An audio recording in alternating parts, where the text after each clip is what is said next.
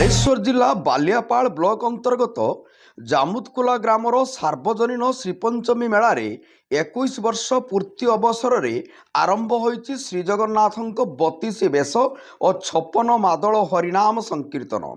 प्रारंभ में 1000 रु ऊर्ध्व महिला द्वारा कलश शोभायात्रा अनुष्ठित होगा पर शिवाभिषेक अनुष्ठित होइतिला। 50 जन पूजकों को नहीं नीतिकांति अनुसार महादेव अभिषेक पर जगन्नाथ 32 बेश पूजा आरंभ होइतिला। दीर्घ 12 दिन व्यापी अनुष्ठित होगाकु थिबा एही आध्यात्मिक कार्यक्रम रे प्रत्येक दिन यज्ञ सांस्कृतिक कार्यक्रम प्रवचन और भजन संध्या अनुष्ठित होगाकु थिबा बेले 21 और 22 तारिख रे दिव्य प्रवचक जीतू दास प्रवचन कार्यक्रम रही।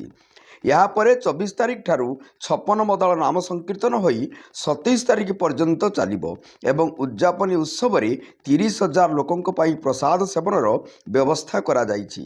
समाजर मंगल कामना करने सह ग्रामांचल परस्पर मध्य भाईचारा और जगन्नाथ संस्कृतिर प्रचार प्रसार उद्देश्य रे अंचलवासी प्रचेष्टार यह आध्यात्मिक महोत्सवर आयोजित होइछि बोली मुख्य उद्योक्ता दुर्जय कुमार पात्र कहिसंती।